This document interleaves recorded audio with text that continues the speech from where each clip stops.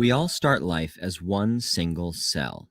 Then that cell divides and we're two cells, and four. Then cells form tissues, tissues form organs, organs form us. These cell divisions, by which we go from a single cell to 100 trillion cells, are called growth. And growth seems like a simple thing because when we think of it, we typically think of someone getting taller, or later in life, wider. But to cells, growth isn't simple. Cell division is an intricate chemical dance that's part individual, part community driven. In a neighborhood of 100 trillion cells, sometimes things go wrong. Cell division is maybe an individual cell's set of instructions, or DNA, gets a typo, what we call a mutation. Most of the time, the cell senses mistakes and shuts itself down, or the system detects a troublemaker and eliminates it. But enough mutations can bypass these fail-safes, driving the cell to divide recklessly. That one rogue cell becomes 2, then 4, then 8. At every stage, the incorrect instructions are passed along to the cell's offspring. Weeks, months, or years after that one rogue cell transformed, you might see your doctor about a lump in your breast. Difficulty going to the bathroom could reveal a problem in your intestine, prostate, or bladder. Or a routine blood test might count too many white cells or elevated liver enzymes. Your doctor delivers the bad news. It's cancer. From here, your strategy will depend on where the cancer is and how far it's progressed. If the tumor is slow growing and in one place, surgery might be all you need, if anything. If the tumor is fast growing or invading nearby tissue, your doctor might recommend radiation or surgery followed by radiation. If the cancer has spread, or if it's inherently everywhere like a leukemia, your doctor will most likely recommend chemotherapy, or a combination of radiation and chemo. Radiation and most forms of chemo work by physically shredding the cell's DNA, or disrupting the copying machinery. But neither radiation nor chemotherapeutic drugs target only cancer cells. Radiation hits whatever you point it at, and your bloodstream carries chemotherapeutics all over your body. So what happens when different cells get hit? Let's look at a healthy liver cell, a healthy hair cell, and a cancerous cell. The healthy liver cell divides only when it's stressed. The healthy hair cell divides frequently, and the cancer cell divides even more frequently and recklessly. When you take a chemotherapeutic drug, it will hit all of these cells. And remember that the drugs work typically by disrupting cell division. So every time a cell divides, it opens itself up to attack. And that means that the more frequently a cell divides, the more likely the drug is to kill it. So remember that hair cell? It divides frequently and isn't a threat. And there are other frequently dividing cells in your body like skin cells, gut cells, and blood cells.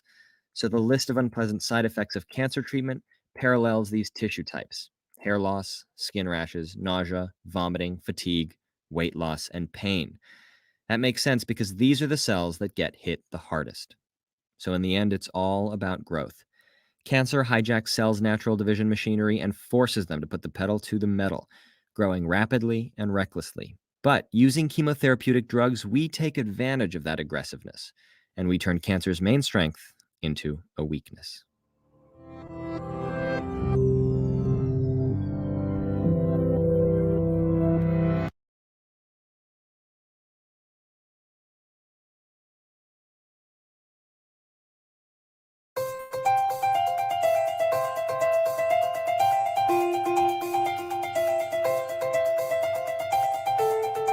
Did You Know video series from the National Cancer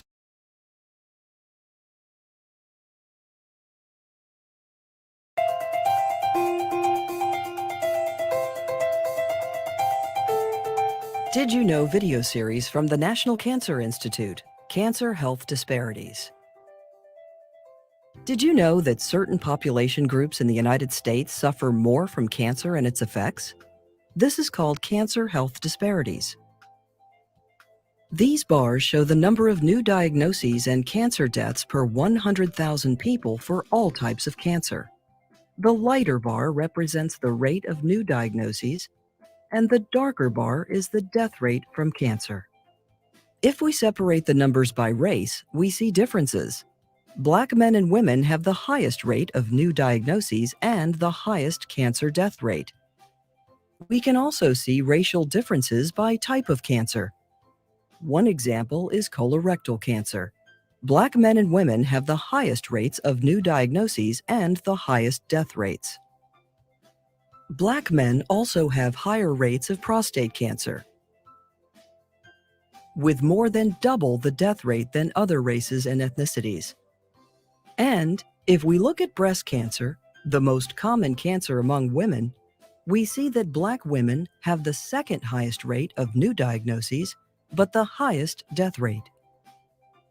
Asian Americans and Pacific Islanders have lower cancer rates than other racial or ethnic groups for most common cancer sites. However, for liver cancer, Asian Americans and Pacific Islanders, along with American Indians and Alaska Natives, have higher rates than other racial or ethnic groups. While Hispanic women have lower rates of many cancers, their rate of new diagnoses for cervical cancer is higher than women of other racial or ethnic groups.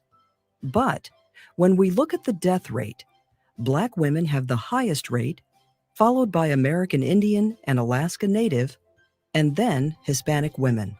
Disparities in cancer rates are also seen in people in low socioeconomic groups and those living in geographically isolated areas.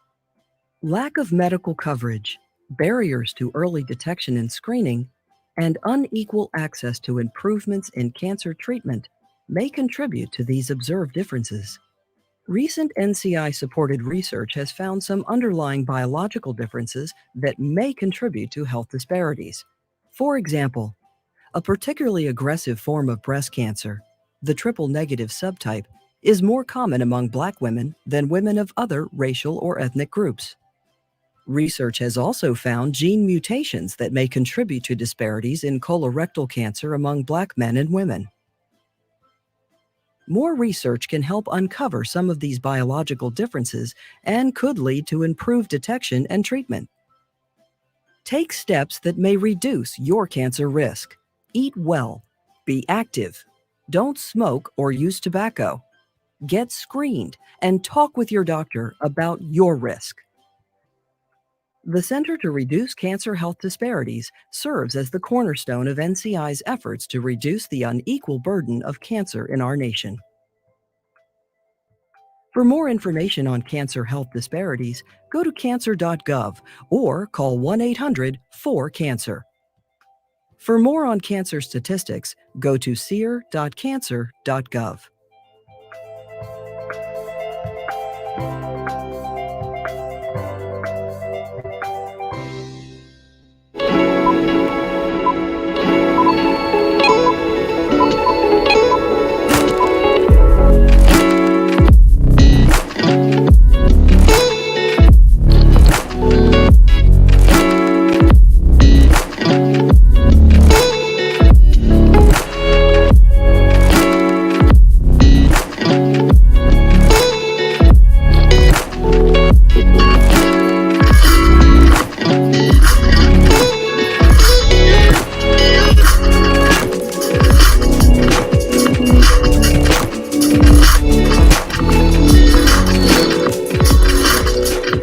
Welcome to Thursday Talk with the 100 in partnership with Project Thrive. Violence is not a love language. Sponsored by the Morehouse School of Medicine and the National Institutes of Health.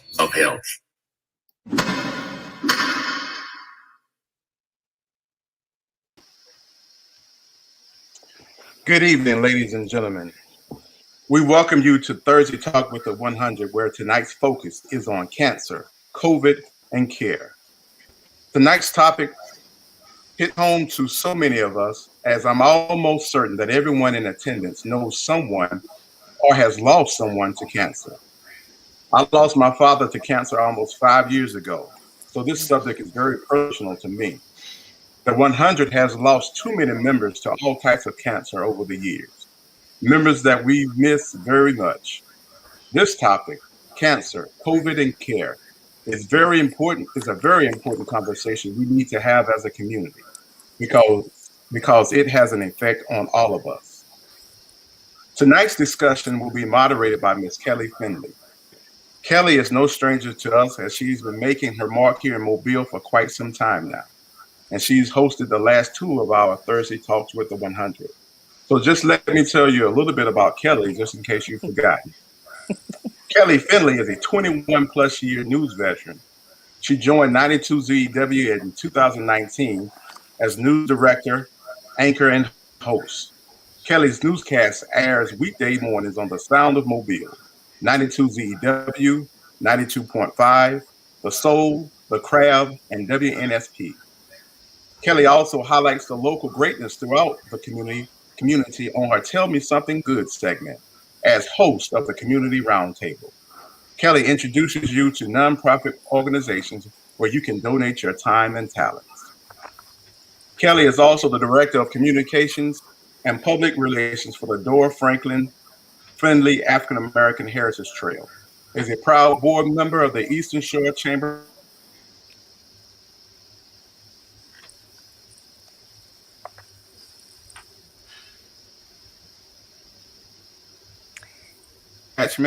and is a member of the League of Women Voters.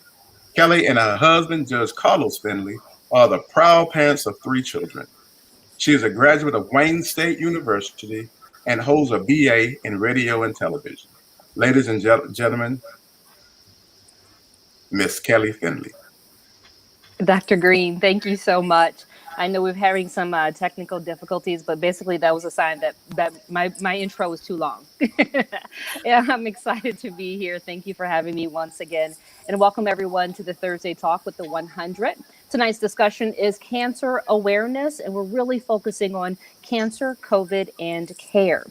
Tonight's discussion is geared toward prevention and detection. You're going to hear that throughout the evening. Before we introduce our panel of medical experts, we want to thank the National Institute of Health and Morehouse School of Medicine via the 100 Black Men of America, Inc. We are very thankful for them providing this grant, which is enabling tonight's discussion.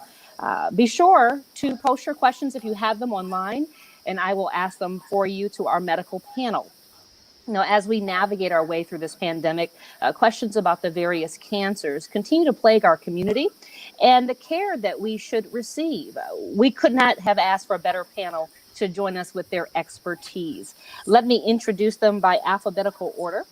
First is nurse practitioner Wilma Balaam.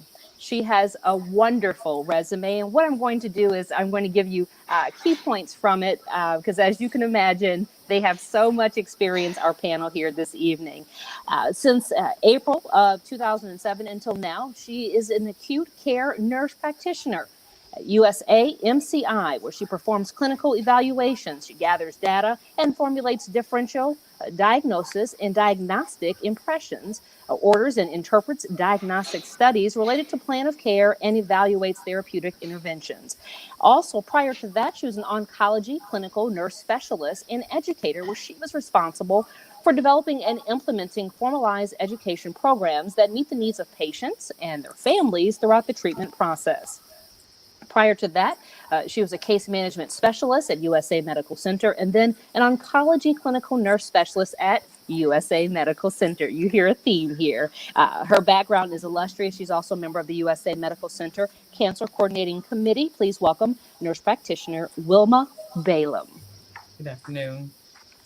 And next up is Dr. Errol Crook. Dr. Crook is an Abram A. Mitchell Chairman and Professor of Internal Medicine and Director of the Center for Healthy Communities at the University of South Alabama College of Medicine. He's been at the university in this position since June of 2005. He is a native of Monroeville, Alabama, and Dr. Crook received his undergraduate degree from Yale College and his doctorate of medicine from Columbia University. Skipping on down his wonderful resume as well in his bio, prior to moving to Mobile, Dr. Crook was on the faculty at Wayne State University School of Medicine in Detroit, Michigan, my hometown and my alma mater. That's where he served as an interim chairman of the Department of Internal Medicine. And earlier he was on faculty at the University of Mississippi Medical Center in Jackson, Mississippi. He has authored or co-authored numerous manuscripts, abstracts, and book chapters, and has been an invited speaker at several institutions. Please welcome Dr. Errol Crook. Thank you. It's my pleasure. Next up is Dr. Coleridge T. Franklin, Jr. His education consists of attending Heart of Mary High School, Xavier University of Louisiana, where he has his BS in pre-med and chemistry, Meharry Medical School, George W. Hubbard Hospital, family medicine residency in 1980. His work experience includes New Orleans Health Corps, private practice, coroner for the state of Louisiana, chief of staff at the Thibodeau Regional Medical Center, chief medical officer at the Governor Juan F. Luis Hospital in the U.S. Virgin Islands. And right now, since 2014, he is at Franklin Primary Health. Please welcome Dr. Coleridge T. Franklin. Good evening. Good evening. And Dr. Prince Usajay, and all of his patients lovingly call him Dr. Prince. He has a wonderful bio as well. Chief Medical Officer at Franklin Primary Health Center. He has been there since 2000, staff physician from 98 to 99. Also, from a certification standpoint, he's board certified in internal medicine, a fellow American College of Physicians. He has fellowship with the Clinical Geriatrics University of Tennessee from Memphis in 1997 to 1998. His internship and residency, internal medicine, University of Tennessee in Memphis, Tennessee. Medical school, University of Nebraska College of Medicine, Omaha, Nebraska. His medical affiliations include Medical Association of State of Alabama, fellow American College of Physicians, and Medical Society of Mobile County. And he has publications, the principal investigator on the polypill for cardiovascular disease prevention in an underserved population, published in New England Journal of Medicine in 2019. Please welcome Dr. Prince. Thank you very much. You are very welcome. And, you know, I know people want to hear from all of you, but I had to just read a snippet of your bios because it is so important now, especially in this pandemic, where we hear from real professionals, where we can get real advice and diagnosis on a number of issues that are plaguing our community. And so we're so grateful to have all of you here. You know, we spoke earlier this week and we have so much to talk about. I mean, first off, it's cancer. There's so many cancers that we want to focus on, to include prostate cancer and breast cancer, lung cancer, cervical cancer. Who wants to jump in first and talk about the importance of detection? I'll jump in. I'm never bashful about talking. I think one of the big messages we actually want to get over today is that the best cancer is one that is prevented, one that is found extremely early. And we strongly encourage all of our viewers and their family members to develop relationships with their primary care providers so that they can have those personal conversations they need to have regarding cancer screening and prevention. We can catch a lot of cancers early. We can catch a lot of cancers before they're cancers.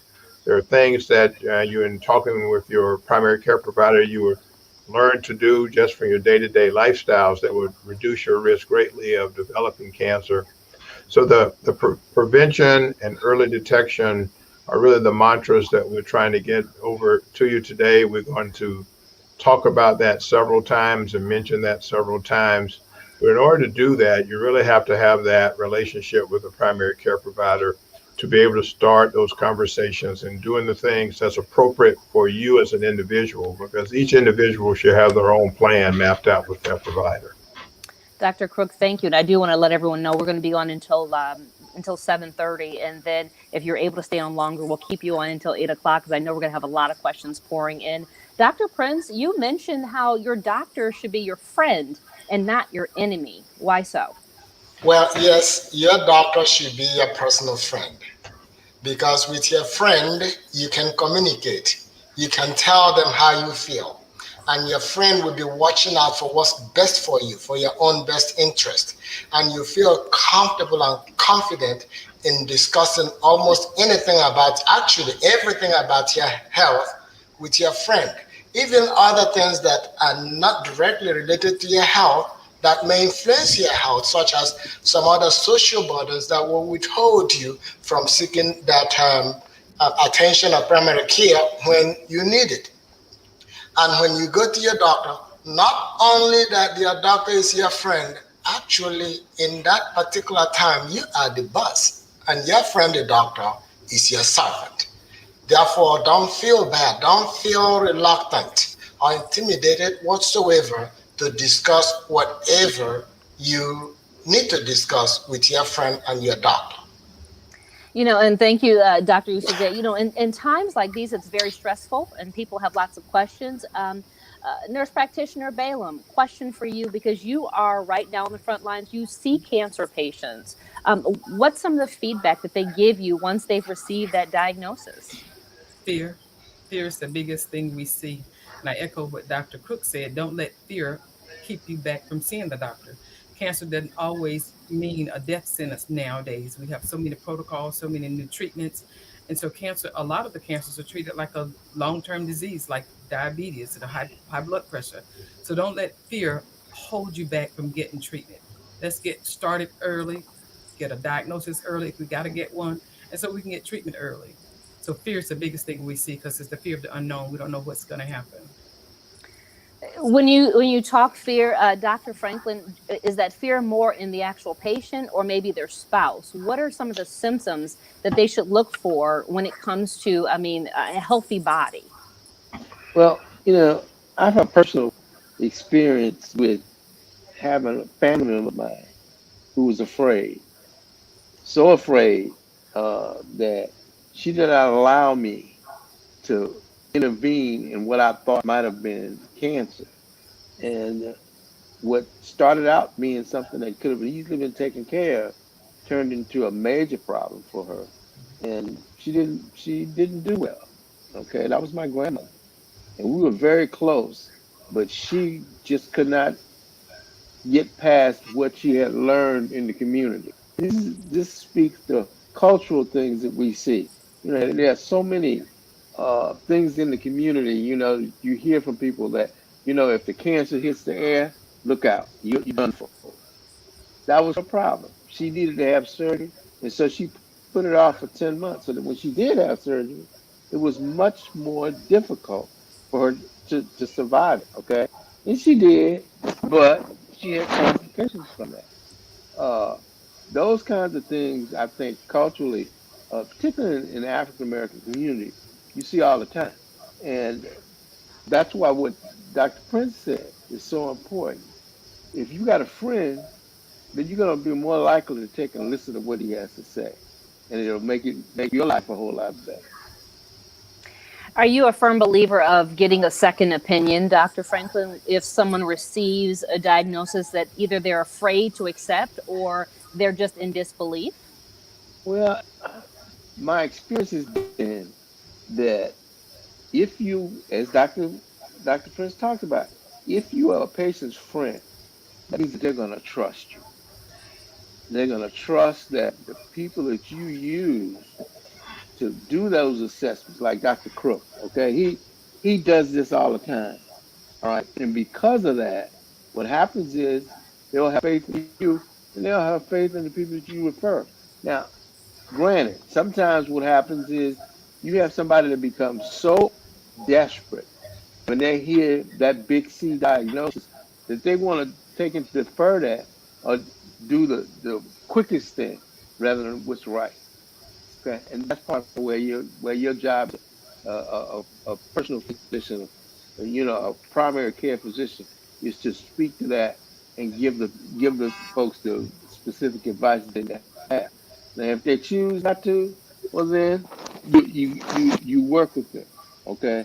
And if that's the only way that you can get them to treat it, you can get a second opinion. Dr. Crook, you want to really impress upon those who are watching the importance of screening when it comes to obviously your health, but the different cancers. Let's talk about lung and colon.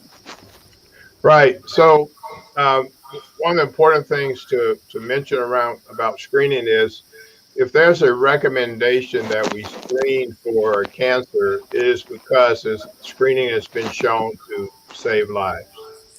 And that's incredibly important. That screening saves lives. It's not just a test that we can do, it's a test that we should do because it saves lives because of that early detection. So for colon cancer, the gold standard right now is for everyone to have a colonoscopy starting at age 50, and hopefully that's clean. If they find certain things like polyps, which can be precancerous lesions, they can take them out right there and everything is good. And usually you're usually good for another 10 years. For 5 to 10 years, you don't have to do that. But there are other alternatives to doing colon cancer screening that your primary care physician can talk to you about that do not necessitate having a colonoscopy. Doing things with stool samples, but those things happen on a much more frequent basis. The important thing is screening saves lives for colon cancer. And it's really one of the newcomers to the screening game is around lung cancer, and that screening is reserved for people who have a significant smoking history. And remember, we encourage everyone not to smoke, and if you do smoke, we encourage you strongly to do everything you can to stop, and your providers can help you with that also. But those people with significant smoking history now, we're able to do what we call low dose CAT scans to evaluate for the presence of suspicious lung lesions and find them at a time when they are very, very early, and we can achieve cure for that cancer. So those are two of the cancers for which we screen. Those are two of the cancers that have much higher rates in African Americans than they do in other ethnic groups. So it is incredibly important that you have that relationship with your primary care provider and talk about those screenings and prevention efforts. Another cancer that we're very focused on in the African American community, Dr. Crook, is prostate cancer. And this is a direct quote from you. You said you have a message for the wives. Be the boss. I mean, not like we aren't already, but what does that mean when you say that? Well, that's exactly right. You know, we as African American men, actually all men, we are usually much more hesitant about going to see a provider, establish a relationship with a provider, myself included. I just neglected that myself in many cases. So it's the women in our lives who love us, our wives, our daughters, our sisters, our mothers, grandmothers, they've been taking care of us all their time, and you need to make sure that you push those men in your lives to do that. And I will turn that around too and say, for men, you need to make sure you do it for the women in your lives, particularly with regards to breast cancer and colon cancer and lung cancer, because they do so much work taking care of others, and sometimes they neglect their own health also. That's great advice, and you were nice and balanced with that. So the husbands and the wives are happy with you, Dr. Crook. Nurse practitioner Balaam, question for you, because I was encouraged by this. Not many people know about the different resources that are there if, let's say, they have a tumor. There's a tumor board. Walk us through how that board works and what that means for the patient. I think it goes back to what Dr. Franklin said about the second opinion. Once a person comes to us and they have a tumor, and we get the diagnosis, get the pathology report. Once we see the patient, then we take the patient to what we call the tumor board. At the tumor board, they're all doctors, there's pathologists, radiologists, surgeons, everybody's there, and everybody look at that tumor and they say what's best for that patient. So it's kind of like having all in one. And so patients get not just your primary physician, not just your oncologist, but they get everybody else looking at you, and they can make a decision. After that tumor board, if nobody could come up with something concrete, then yes, we can say, let's go to another second opinion. But it's a good thing for patients to know that more than one person is looking at them, making the correct decision for them. So there's so many layers that patients get to experience when they have to go down this journey. Will you explain, while I still have you on camera, what is PSA? Oh, that's the test we do for men. It's a protein that the prostate put off. It's prostate specific antigen, and that number is elevated in some cancers. I think Dr. Usaday said the other night so eloquently that when you get it tested on a regular basis, if you see a slight rise, you know to take some other avenues to make sure there's a diagnosis there or not. So the PSA is what men get to see if they have prostate cancer, and that's what they need to get once they turn 50 years old, unless they have a family history. If they got a long family history of a father, uncle, brother with prostate cancer, you may need to start years earlier. So they need to know that family history in order to tell that primary physician that, yeah, I need to get this test done earlier than 50 years old. That makes so much sense. And if you see, I'm hopscotching between men and women because we don't know who's tuning in, but we want to make sure that you know that we're covering our bases. And just a reminder, please feel free to ask our panel a question. Go ahead and post your question and we'll ask that for you. Dr. Prince, I love how you talk about a new car and the analogy that you shared with us when it comes to a new car and your health. Explain that. Well, thank you. Well, first of all, before I say that, we have this tendency, if it's not broke, why fix it? That does not apply to cancer. We don't wait till it breaks. If we do, like they say in Nebraska and other places that they raise the horse, then the horse is out of the barn. So cancer is one you don't wait till it's broken. My knowledge to that is if we buy a new car and then we want that car to serve, we need to remember, why did we buy the car? Did we bought the vehicle to serve us? But yet we are so good in taking that new vehicle to the mechanic, to the shop, so they can have routine maintenance. They call it routine. They didn't wait till it breaks or change. Rotate your tires so the vehicle can last longer, even though you can replace that vehicle if it actually becomes dysfunctional. But yet for our health, only the vehicle we have on this earth, so it should be much higher. We should also service our health better than we service our new vehicles. So back again to the principles of what we are saying tonight, to get that screening on time. Don't wait till you have symptoms. Don't wait till it breaks, because that's the only two spacesuit for Earth is our health or our life. Thank you. We have our first question of the evening, and anyone is welcome to answer this. It's a two-parter.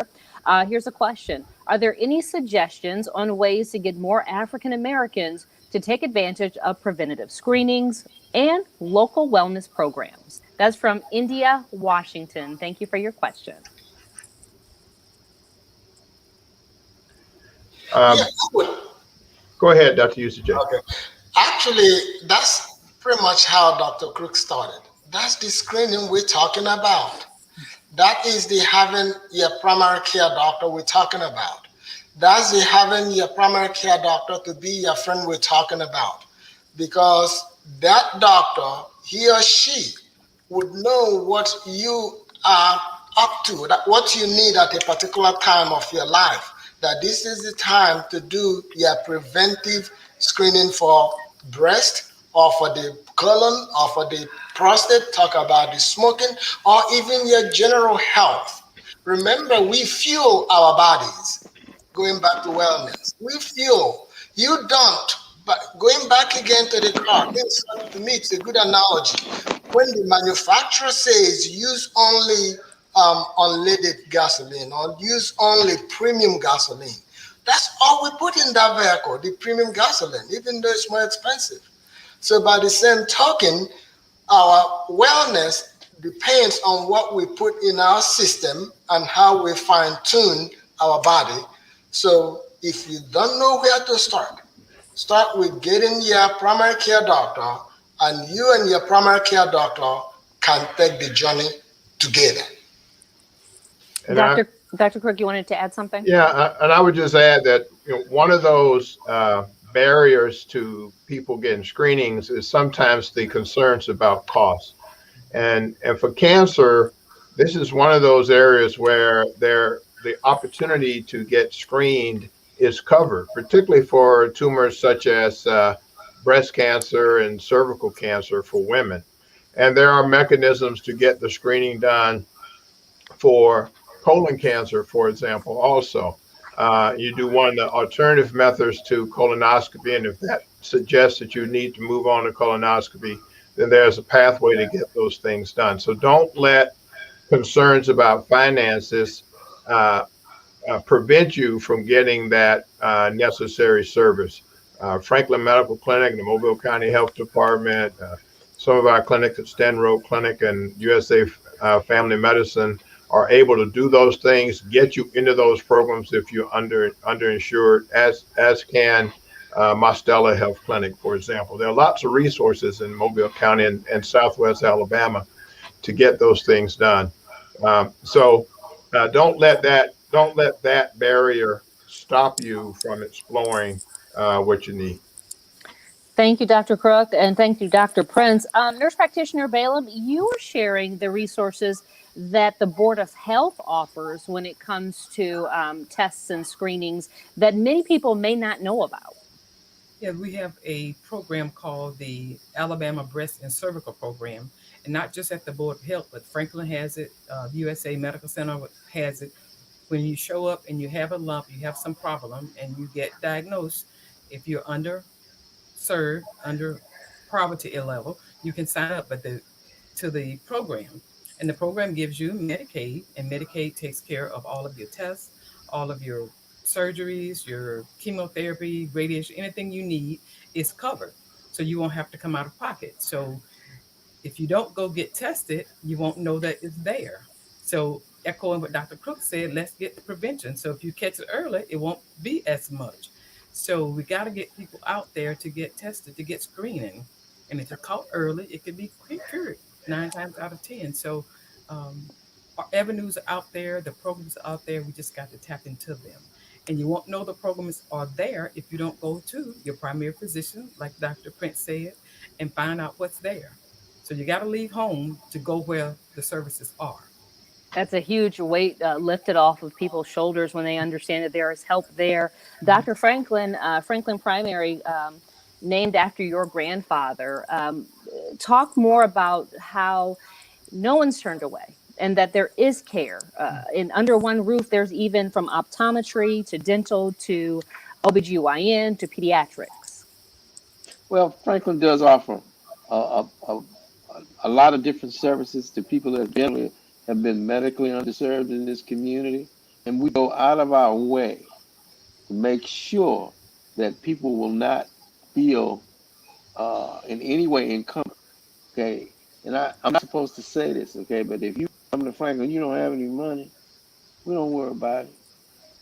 We take care of you anyhow. We're not gonna stop, okay? What I like to do with patients is tell them, look, I'm your friend, but the main thing is I give you advice, and hopefully I will give you some good advice. And if you pay attention to me and do the right thing, you'll see that your life will be a lot better. Spoken like a true doctor. Well, I mean, I learned a little bit at the feet of the master, okay? All right. He practiced medicine here 56 years. And he was very well respected in the community. And he always told me, he said, if you tell people the truth, be forward with them. They may not like some things that you say, but they're going to take your advice. Wait, Dr. Franklin, say it one more time because we broke up a little bit. Say it one more time. I said, I don't know what part you wanted me to say, but the main thing what was his quote? His quote was that if you tell people the truth, they may not like it all the time, but they'll follow your advice. Okay, and that's basically what it is that we do. We give people advice. They don't always follow it, but a lot of times at least they'll know, and then they can make an adult decision. Our next question is from T. Luna. She wants to know, are any of the doctors taking new clients? We're always taking new clients. Yes, we're always taking new clients at Franklin, and I'm sure it's all our centers, but definitely come on board. That's what we hope that this program will help accomplish, to help those who think they can't find a new doctor, they cannot afford to go to a doctor.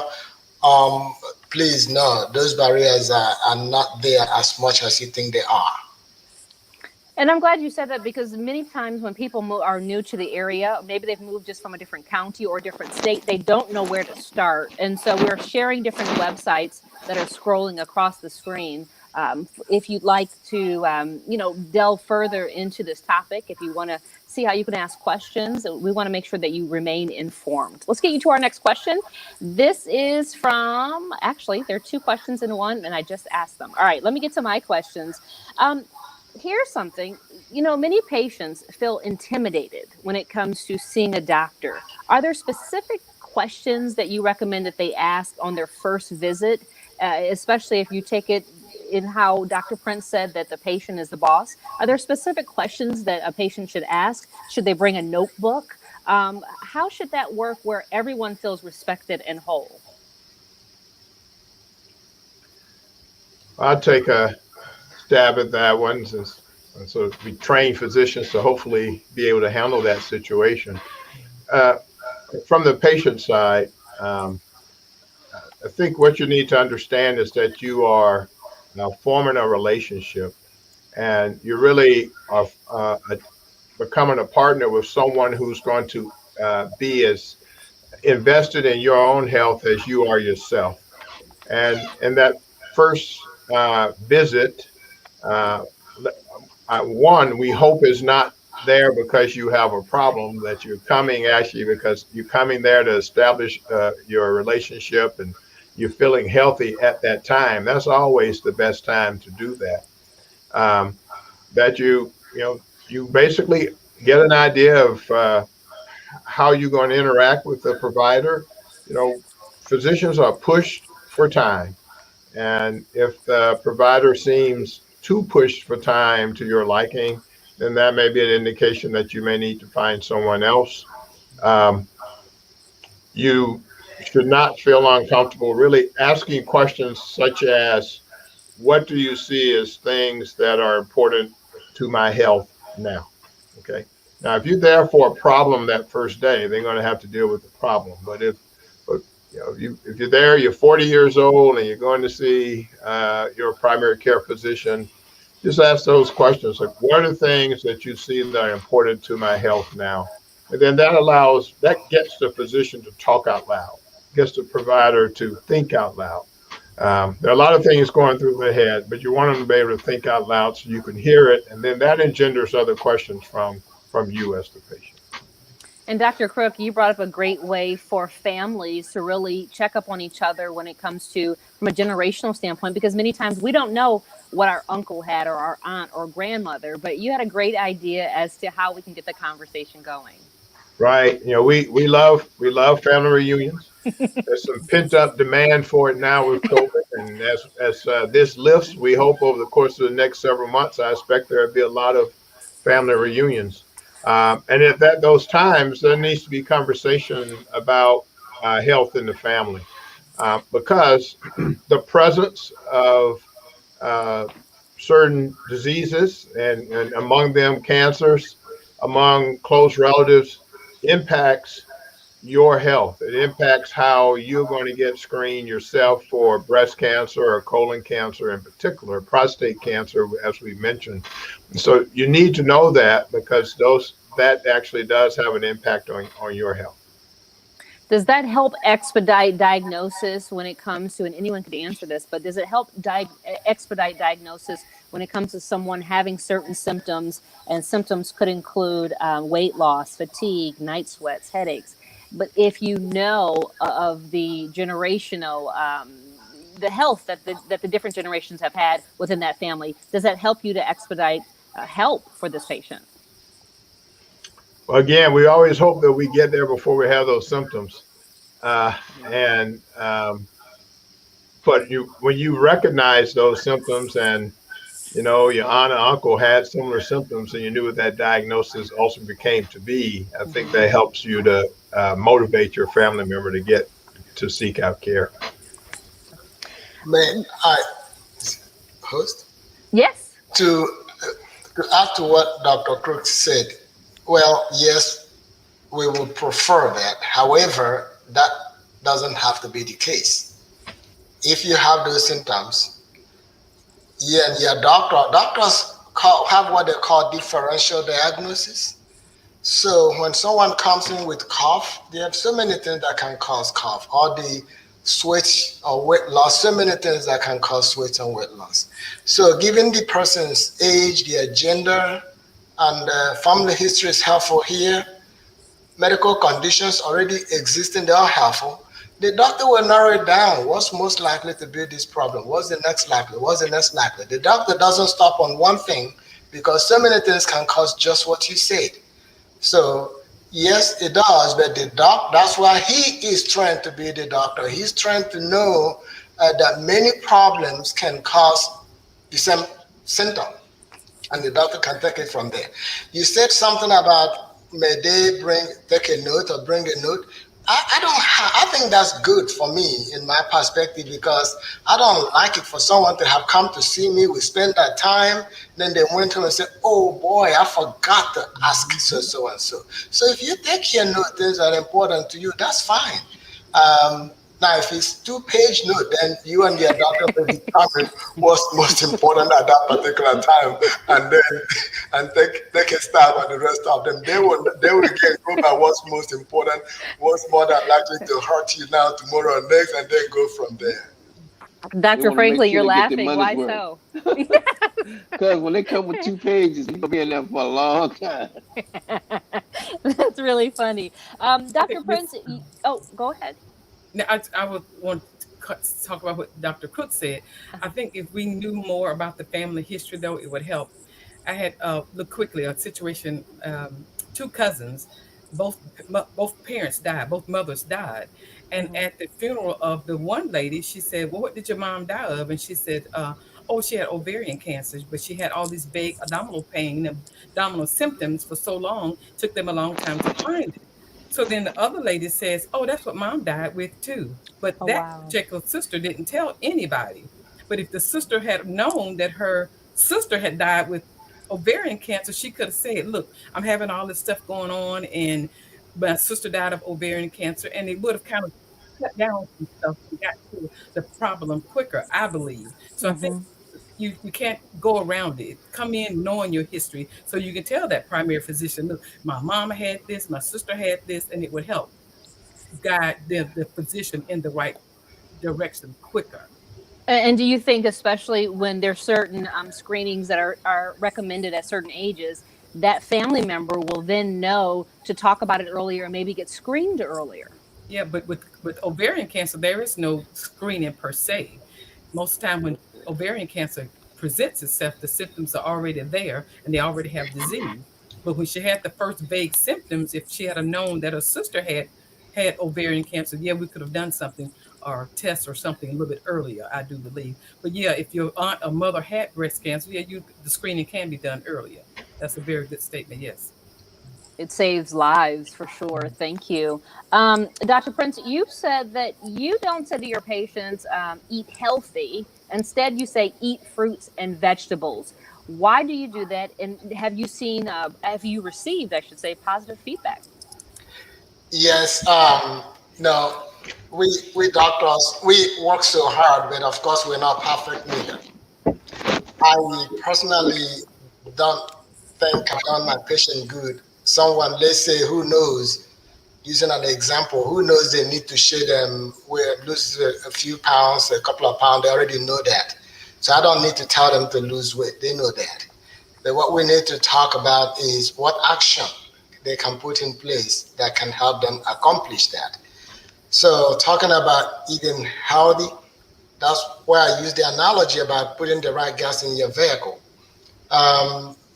That's where nutrition, your doctor can guide you. He may or she may not be the expert, but they can also lead you to the expert to help you with those. But one thing, since I'm talking now, that I will tell you, that I tell people is, let's just go back to the basics. I'm thankful and not apologetic that I believe in God, and God created all of us. And then we have a guide of how he wants us to live. Then in that guide, it says when he made the first species of us, they were in a garden. So I would like my patients to think, what do you find in a garden?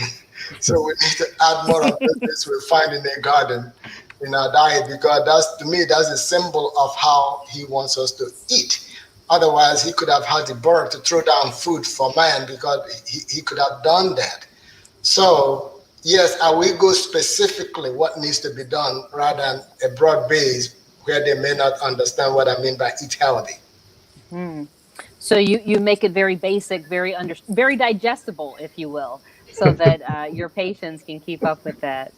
Let's go back to prostate cancer. Dr. Franklin, you wanted to make sure people understood they could decrease and target when it comes to prostate cancer and some of the symptoms that they should look out for when it's really time to go see the doctor.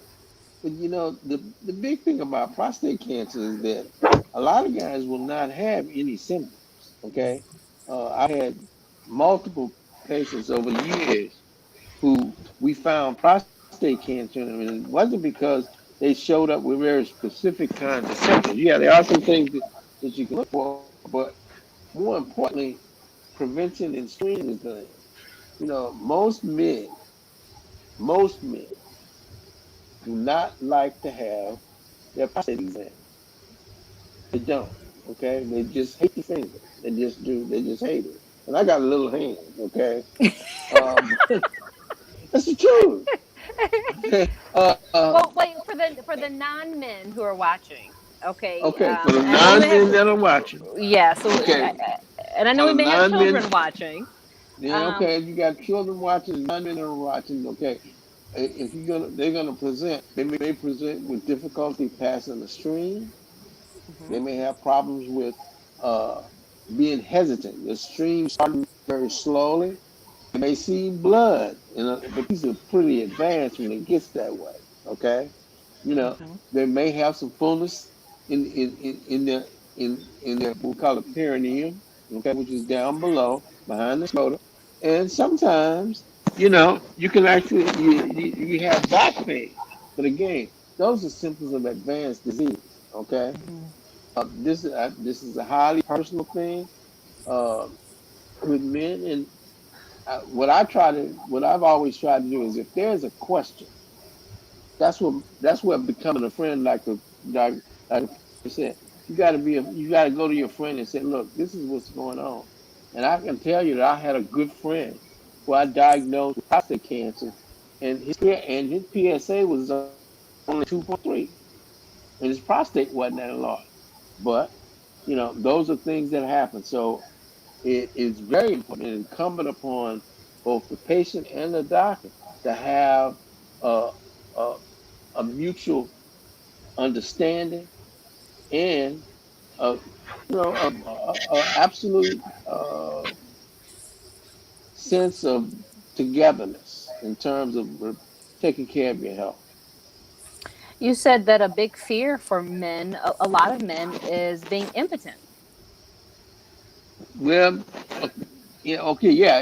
If they worry about that as part of the treatment, but there's so many good drugs out there and treatments that even help with that. Even if the person does end up having to have a really invasive procedure, okay. Again, we can help with that. Dr. Crook, when it comes to tumors, you say that there's a protocol for tumors from the diagnosis to the stage to the standard of care. Walk us through what that means, because maybe in the next 24 hours, someone is going to be diagnosed with a tumor and they have no idea what to expect. Right. So when you get a diagnosis of cancer, it's typically, for most of them, that's the ones we call solid tumors, solid cancers. It is a discrete mass that will be found.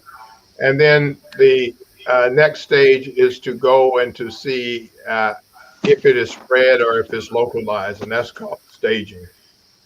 There are a variety of mechanisms to do that. Largely, that's doing imaging through CT scans, MRIs, PET scans, for example. In some cases, maybe doing some more biopsies. And then, we get tissue.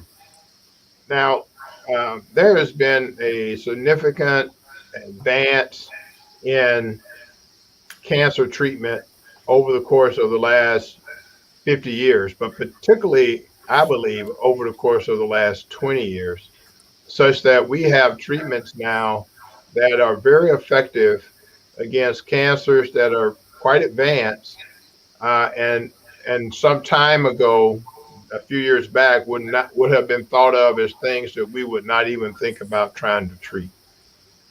You actually see these therapies on commercials now, particularly around people having advanced lung, colon, or breast cancer. You see commercials for those treatments, and telling folks to bring that to their doctor's attention. So this is the process. Ms. Balim is probably better able to talk about that, or because she's a cancer provider, and to talk about what happens when you get that diagnosis, and all the experts who are consulting at something called the tumor board to determine how extensive it is, what the type of tumor it is, and how the treatment will be determined. Yes, thank you, Dr. Crook. With prostate cancer, believe it or not, most patients live a long time with prostate cancer. So once a man has been diagnosed with prostate cancer, then they come in and then we start treatment. The first line is normally just some hormonal therapy.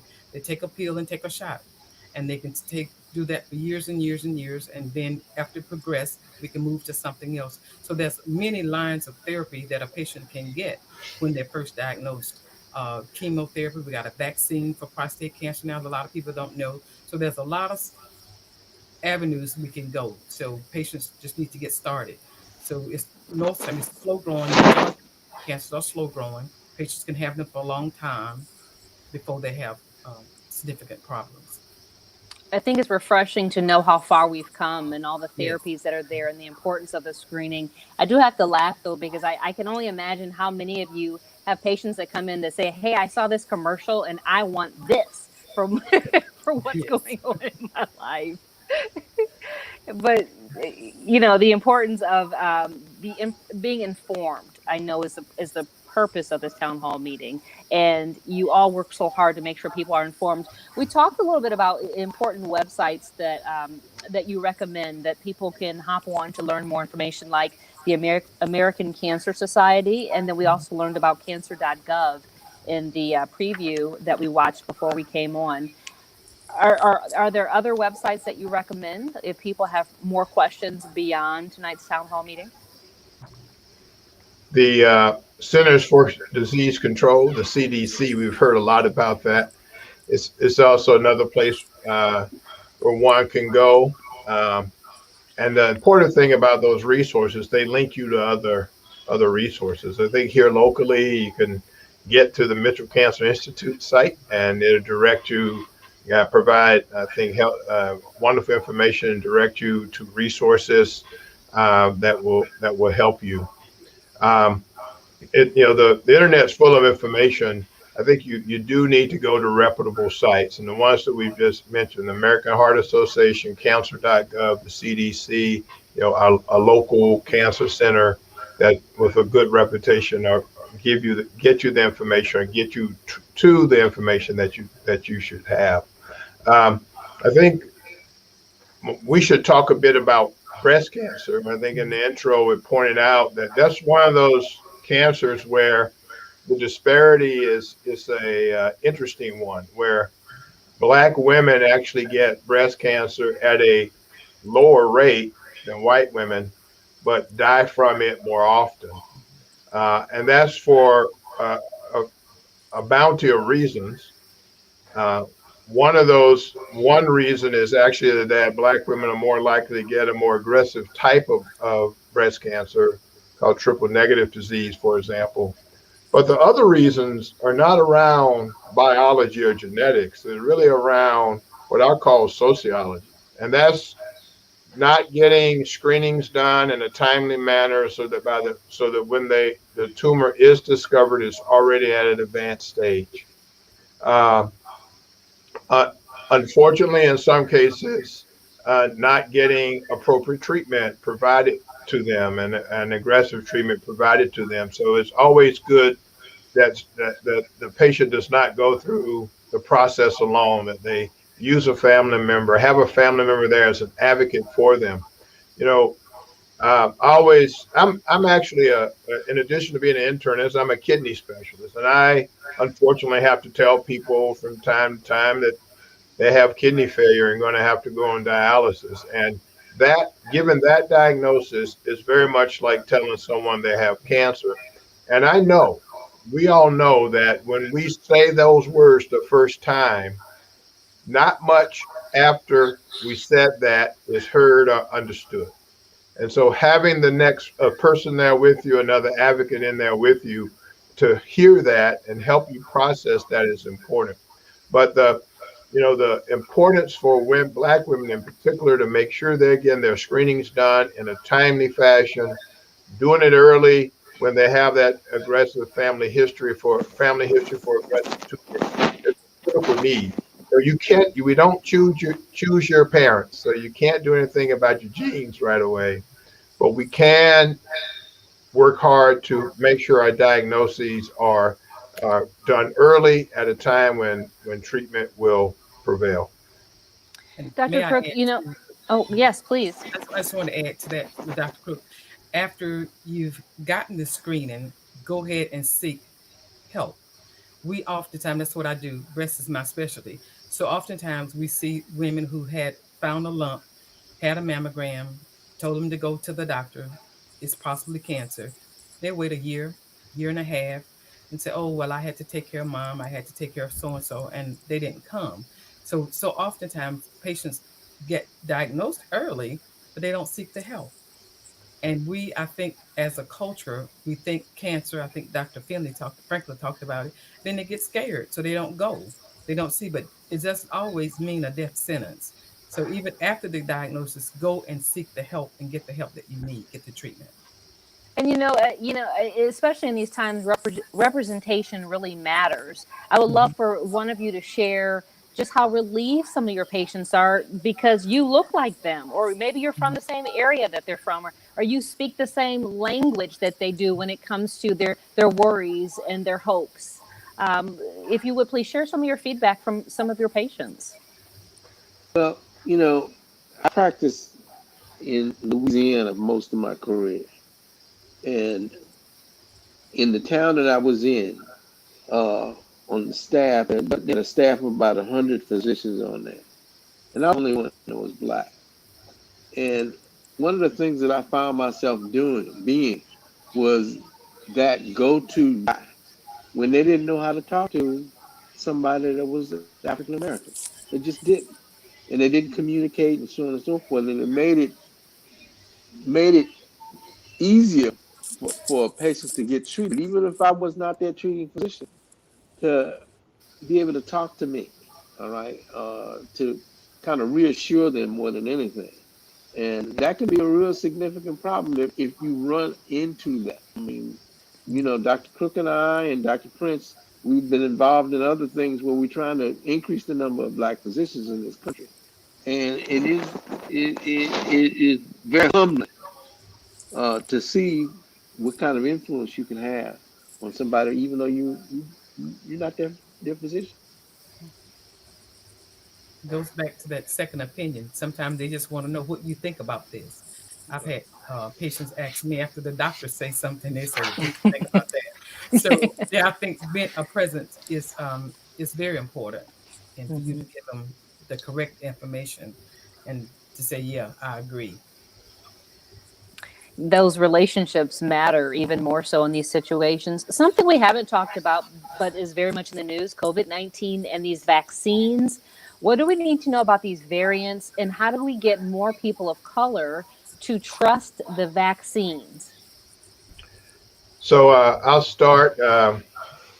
First thing I would say, though, about COVID is don't let COVID keep you from getting your health care. Don't still make sure you see your providers and get your health care and get your screenings done, since we're talking about cancer tonight. I think it's no secret that the groups that die the most from COVID are people of color, Black people and brown people. And therefore we're at great risk. The big thing that I say about that we need to understand about the vaccine is in the trials, it showed that the vaccine saves lives. That's the important thing. The vaccine saves lives. Tuskegee is often mentioned, and it should be, as a time when the healthcare system did us wrong, and there are multiple other episodes. But I think it's important to understand what Tuskegee was. And what happened at Tuskegee that was so egregious is that a treatment for syphilis became available, and it was an effective treatment for syphilis. And those participants in the study were not given the treatment. So don't let your distrust of the healthcare system put you in a position like those men were in Tuskegee, where you won't get a treatment that is effective. The vaccine saves lives, and mistrust and distrust is understood. But at this point, if you use Tuskegee as a reason, you're basically putting yourself in the same position as those participants in the Tuskegee study. Thank you, Dr. So Crook. go ahead and get the vaccine. Dr. Prince, your thoughts? Well, actually, again, the vaccines are effective. What the CDC, what they have done is just to show us, those who have received the vaccine, how did they fare. The vaccine is even effective, has been shown to be effective even with the new strain that we are worried about. It's not designed for one group. The vaccine is for all Americans. And we trust science. I do. Otherwise, I would not be doing what I'm doing today. If you can get into an aeroplane and go somewhere far away, and they fly you on that open air, and that's science-based, by the same token, this is science-based, it's effective, and I encourage everyone to receive the vaccine. Now, on the other hand, I really haven't had any of my elder patients who don't want to receive the vaccine. What they've been worried about is how come it's not readily available. So I hope that will spread to everyone else that it is effective, it's science-based, science-driven, it's for all Americans. It's not for any specific group. And we should take the vaccine and stay healthier. Ms. Balaam? Take the vaccine. And I think that people have so many questions about them because first there was Pfizer, Moderna, and now J&J, and wondering which one should I get? How many days do I need to wait in between? Is one better for me than the other? Where do you direct them to research and find out more information if they are doubting the vaccine? You can go to the CDC website, but the bottom line about the vaccine is you get the one that you can get first. That's the one that's available to you. You get. They all are basically equally effective. And to talk about vaccines that are, in this case, over 95% effective, that's really unheard of for almost anything treatment we have. So the one that you can get first is important. As Dr. Usaje pointed out, I think there are more people frustrated not being able to get it. And my message is you have to be patient. Your time is coming.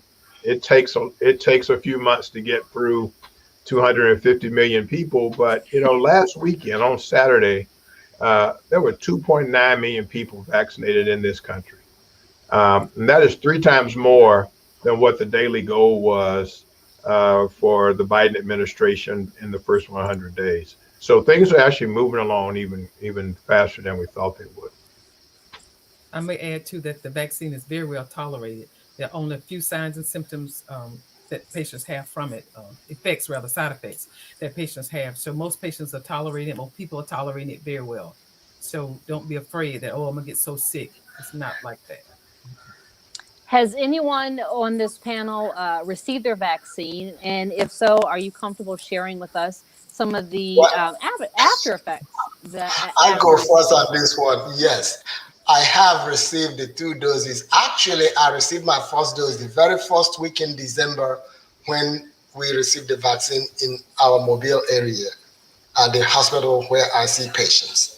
Then I received the second dose about the very first week in January or so. I had no problems, no symptoms, no aching. Now, the first dose, I could feel just some, how you feel with regular fluid here, some needle there, but it wasn't enough for me to take Tylenol or anything else. So for me, and all my patients so far who have received the vaccine, nobody has come back to say the vaccine did me bad. So overall, I think it's very well tolerated for most people. Thank you, Dr. Prince. I'll second it, because I got a vaccine, I think in November, during that first batch, and it was at a different hospital. I'm not going to mention it, but anyway, it was no worse than any other flu vaccine that I've had, and I always was just a little minor prick, and that was it. I was a late bloomer. I just got mine a couple of weeks ago, my second injection. I had a little fatigue after my second one, had a little arm pain, but nothing that I need to take a medicine for.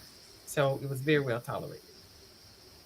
In my experience, when the vaccine hit for distribution here, I was actually having my COVID battle.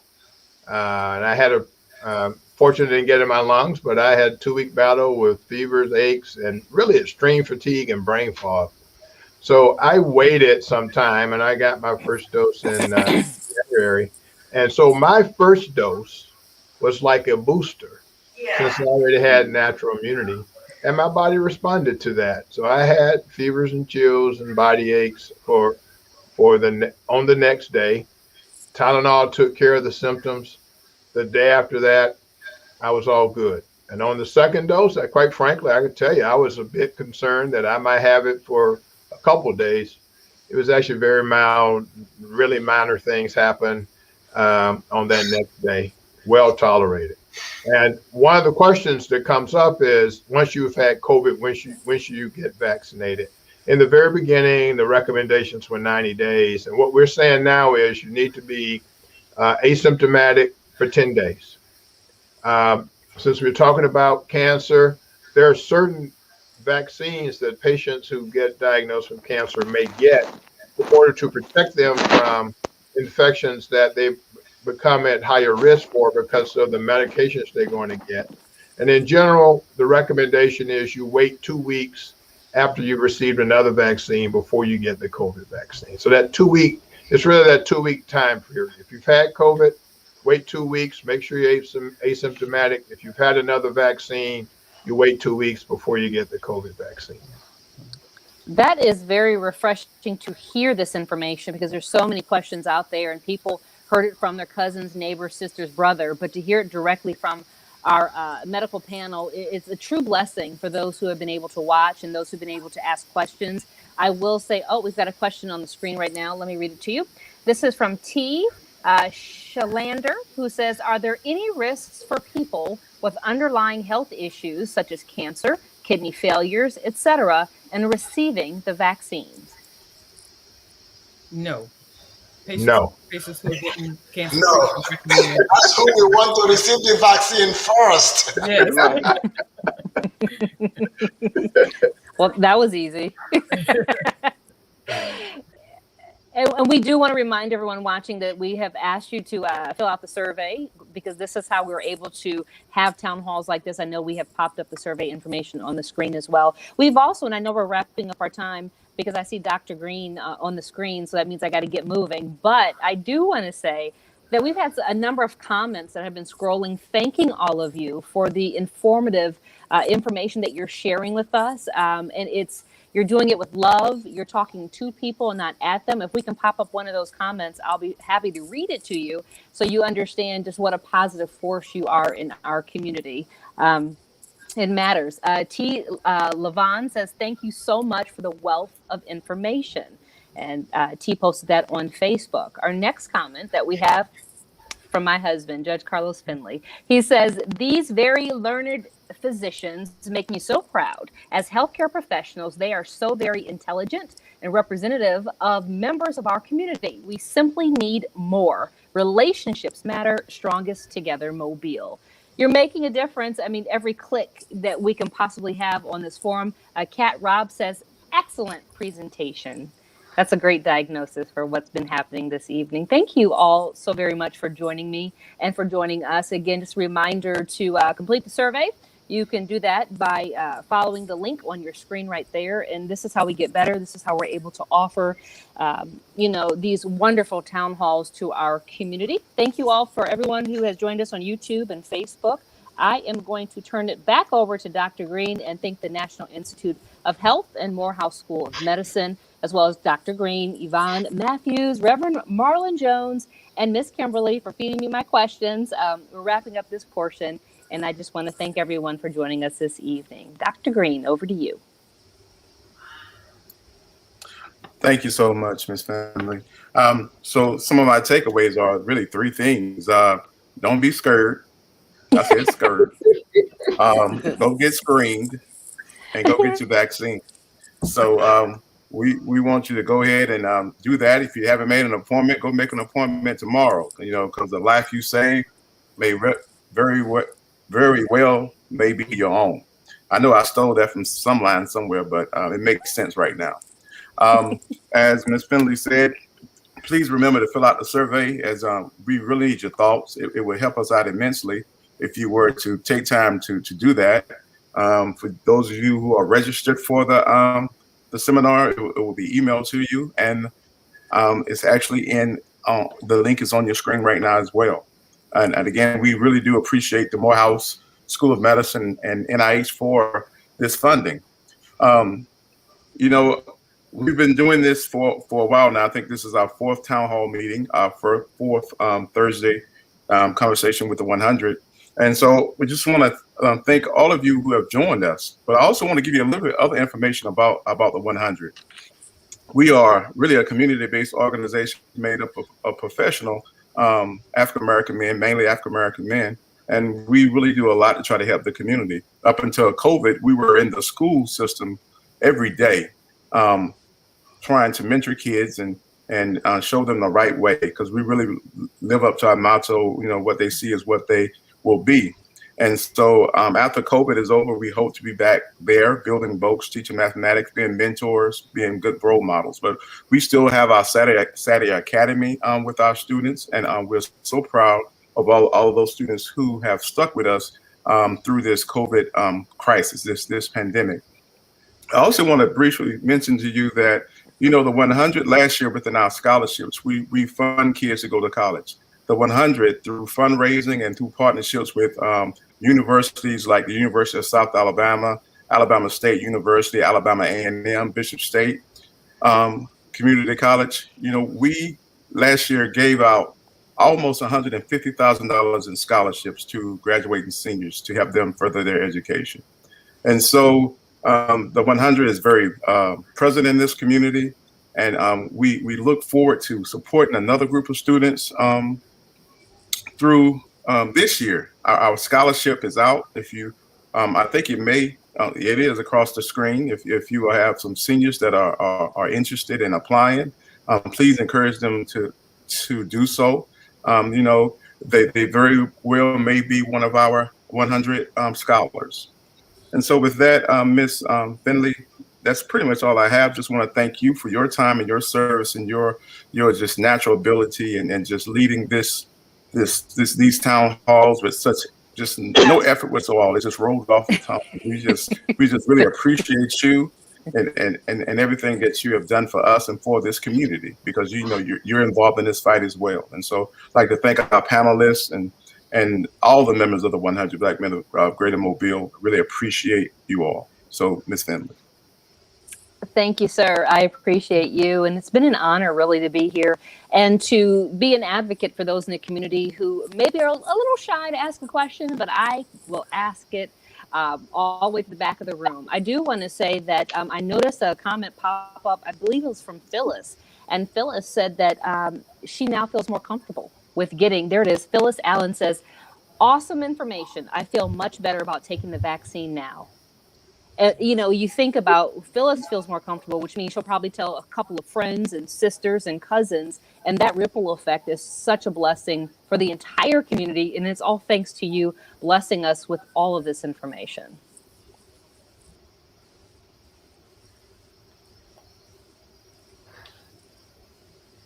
So thank you. Thank you very much for all that you Thank do you. in the community. You're also very humble. I mean, your bios speak volumes. So I'm just really thankful that you were able to join us, because we have people who are watching from different states and of course locally. And so for them to hear this unbiased but informed information is all I can keep impressing upon those watching. It's a big deal. So we definitely appreciate you. And I love knowing that there's scholarship opportunities. And I was remiss in not mentioning that of our doctors here, you're all part of the 100. Would you like to say anything to those watching who may be interested in becoming one of the 100 as well, and the presence that you have here in the community in helping to shape the lives of our young people? Well, I think we're all very proud members of the 100 Black Men of Greater Mobile. I actually have another role as actually at this point membership chair. We, because of the pandemic, have not been able to engage as we would like for this, but in fact, we are on a membership drive right now and holding an interest meeting on Monday evening, actually, of next week.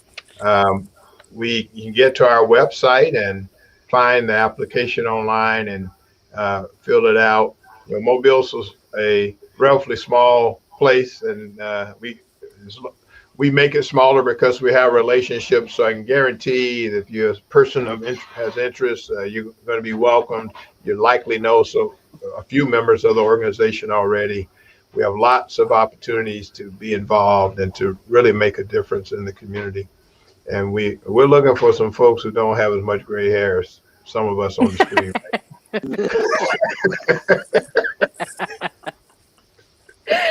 Oh my goodness.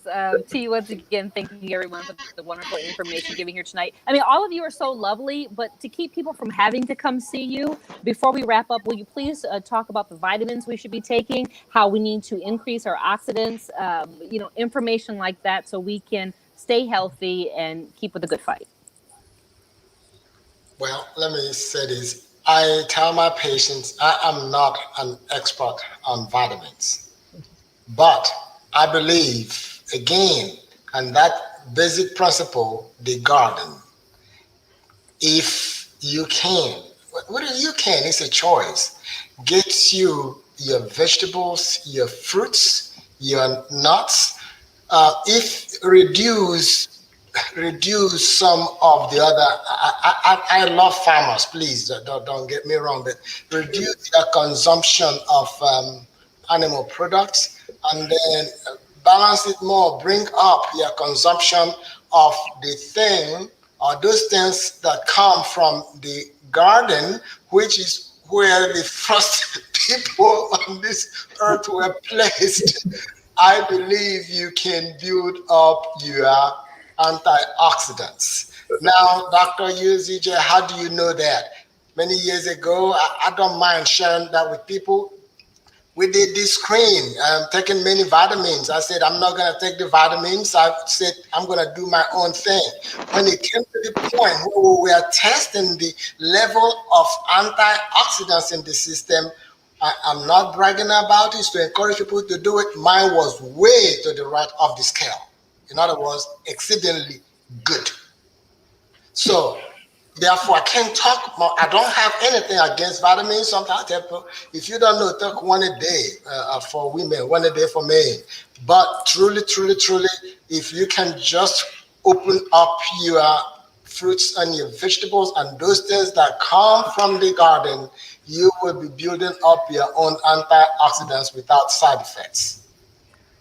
And I'll add that the process of growing those things in the garden has also been proven to be very health beneficial also. Just getting that physical activity, that's one of those activities that is helpful for both mind, body, and spirit.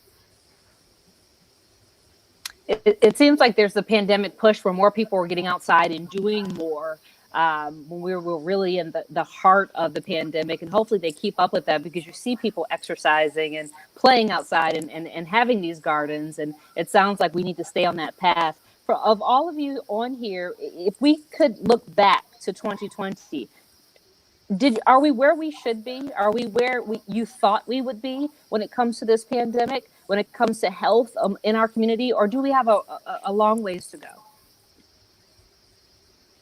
Well, I'll say that, because of the context in which all this happened, worldwide, but in our country, the political things that were happening, one of those issues that brings some concern about the vaccine is the name Operation Warp Speed, and the fact that the government supported it. I'm actually I think I'm very positive by the fact that worked. And it's basically saying we're going to partner with these companies, so you guys don't worry about the money you're going to lose. Go after it, get these vaccines ready. And quite frankly, they came to market faster than I thought they would. Right. And I would say that it is very important to understand that there were African American scientists behind that. Some of the science that ultimately led to this new innovation has been developed over the previous 2 decades, and there were African American scientists as part of that. And the last thing I would say is that there were African Americans involved in the trials, so they had enough participants to be able to get the data that they needed. So, for in fact, Dr. Franklin's alma mater, Xavier, and the president of his alma mater, Dillard University and Southern University of New Orleans, all came together, wrote a letter to everybody on their campus, the students, faculty, staff, encouraging them to be a part of those trials. They all were part of the trials themselves. So Black people were in the trials. Black people were part of developing the trials. Black people were part of monitoring the trials. And it's here. And because of that, I think we are, quite frankly, in a better place than I thought we would be right now. And I That's like very to compare promising. what's going on now with, I'm old enough to remember when they had iron lung machines all over this country. Literally, tens of thousands of kids in these iron lung machines, and Jonas Salk was hailed as a conquering hero. And they worked for years to develop that vaccine. And these people were able to do that in 1 year. That is truly remarkable. Truly remarkable. Do you foresee, just like our children get blue cards and they get their vaccines, and the doctors and the nurse practitioners write that down, do you foresee that the vaccine would be part of, the future when it comes to our children and those in high school and those in college? Just like the HPV is now part of the conversation. I think that's a realistic possibility. And I agree. In some time, this is probably going to look a lot like influenza to us. And if we have more strains that develop, you might be able to have booster vaccines that you'll take that'll be directed more specifically at the strains that develop. One of the things about COVID, in particular in the first several months, was every time you thought you had something, it threw you a curveball and humbled everybody.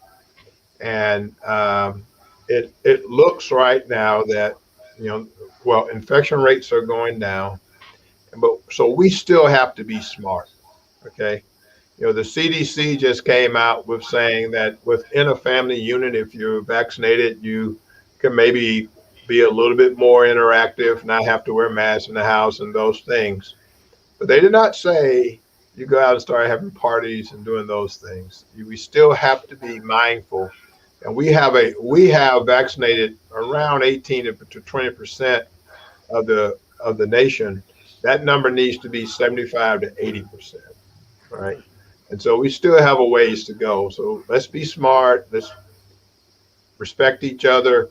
Let's take care of each other's health and support each other through this next several months. So the mask mandate, the Governor Kay Ivey has extended that, multiple times, but now we know April 9th, 5 p.m., no more masks.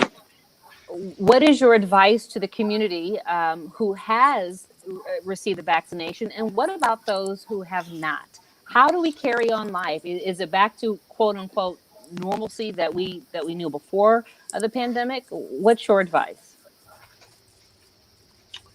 I would say you still need to do all those three things: distance, wash your hands, and wear a mask, particularly when you're around larger groups and people that you don't know. You don't know who's had the vaccine and who doesn't. So you have to protect them. You have to protect you, and you have to protect them. I think that's the way we all get through this, by doing all those things together. And one of the questions that's still out there about the vaccine and about the infection itself is, how long does this immunity last? Quite frankly, we haven't had enough time to figure that out. And what we're hoping is, the best answer would be, wow, you get the vaccine, you're going to have lifelong immunity. That's what we're hoping. But we're not going to know that for some time. And we're really just taking it a month at a time. So we still have to live our lives as if our immunity that we have from either the infection or the vaccine is going to decrease and put us at the same risk sometime from now. And so we all just going to have to be careful and until we can march our way through these next several months.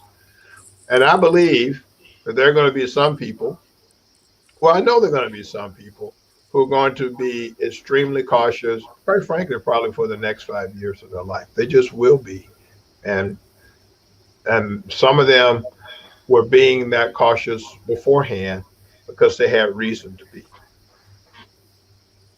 I'm going to be honest. I've seen more people washing their hands who clearly weren't washing it before, because they're very surprised at how long they're supposed to wash their doggone hands. You're right. That's a whole nother topic. But if you've received the vaccine, should you still wear a mask? Yes. Okay. So within your home, and the folks in your home are vaccinated, it is okay to not wear masks in your home and all those people are vaccinated. When you leave the house, one, you don't know who's vaccinated, who isn't, and two, the other people don't know if you are vaccinated. And I think it's just respect to do that, but it also protects yourself and it protects other people to do that. Sounds like a smart idea for now and for years to come. The cleanliness factor is a big deal. Yeah. Before we wrap up, I would like some last words, some parting words from each of you, please. Once again, you're receiving kudos. We had a comment pop up on the screen. Dr. Prince, you had someone thanking us for having you on. Special shout out to you. India Washington says, thank you all so much for doing this. Special hello for Dr. Uzajay. And our next comment that I saw scrolling was, if we can pop that up, I'll read that once it comes up. Oh, there it is. Yvette Jackson says, praise God for each of you. Thank you for your expertise and sharing. Excellent information. We can't say thank you enough, because your expertise is really life or death for some people, because now they may just make that appointment. Now they may just take their health in their own hands for the right reasons because of your expertise. But as I said, if we can go round robin and some parting words from our panelists, and then I'll turn it back over to Dr. Green. Start with Dr. Franklin. I'll just say thank you for having me. It was a real opportunity to spread the message. Take care of yourself. Trust your doc. That'll be it. Dr. Crook. Again, I appreciate the opportunity to be with this great panel. I ditto what Dr. Franklin just said. Establish that relationship with a provider you can trust. And I hope it's the first one that you find, but if it isn't, you move on until you find the provider that you can trust. Thank you. Dr. Usaje. Well, again, thank you so much for asking me to be part of this great panel and to be able to speak to our people out there. Yes, it's important. My thing again is this is your only vehicle on earth. This is it. Find a doctor or a practitioner you feel comfortable with. You feel like they are your friends and you both can work together to take care of your health. So again, thank you. Thank you. And nurse practitioner, Wilma Balaam. Thank you for having me. Thank you for Dr. Crook for suggesting me. And I like to say to the audience, don't let fear stop you. Move forward. Thank you, ma'am. And we've got one more comment that just popped up that I want to make sure I get to all of you. From Kimberly Mitchell Kelly, who says, a wealth of information. Thank you all. And I echo her sentiments as well. Once again, we want to thank the National Institute of Health and Morehouse School of Medicine. Thank you to our panel, Dr. Green, Yvonne Matthews, Reverend Marlon Jones, Reverend All Day, and also Miss Kimberly. Thank you for feeding the questions to me. We are wrapping up for this evening, but I have a feeling we're going to continue this discussion elsewhere. Make sure you fill out the survey, yes, and also we have websites that have been popping up so that you can get more information. Definitely check those out, including cancer.gov, as well as American Cancer Society, and then the websites for the 100, as well as Franklin and USA. Thank you for having me as your host once again. As always, I've learned so much, and I hope that we have been able to. Oh, okay. One more comment. T. Levon says, Wilma, Diane, our nurse practitioner. She used your middle name. But I have learned so much, and I'm so grateful, and that we can help change lives in a positive way. Thank you very much for having me. Dr. Green, it's over to you, my friend. Well, thank you, Ms. Bentley, and thank you again to our panelists.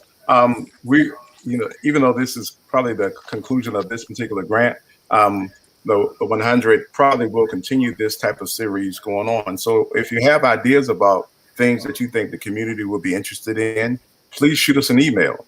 We're very interested in topics, and again, we're very interested in helping the community with a particular interest on the African American community. The 4 pillars of the 100 Black Men, the national organization is mentoring, education, health and wellness, and economic empowerment. And so if you have ideas about panels or the topics that we can discuss or that you would like us to discuss, please just let us know. Just send an email to the address listed on the screen, and hopefully one day soon we'll be able to do some more of these types of activities. And so I'm going to end with this because I've always wanted to say it. God bless and good night. Russell, I can't even remember what he said now because I got nervous. What did he say, Kelly? Don't put me on the spot, Dr. Okay, I'm sorry. Russell Simmons, what did he say? Oh, goodness. So thank you for coming out. God bless and good night. Yeah. There you go. All right. Good night. Good night. Good night.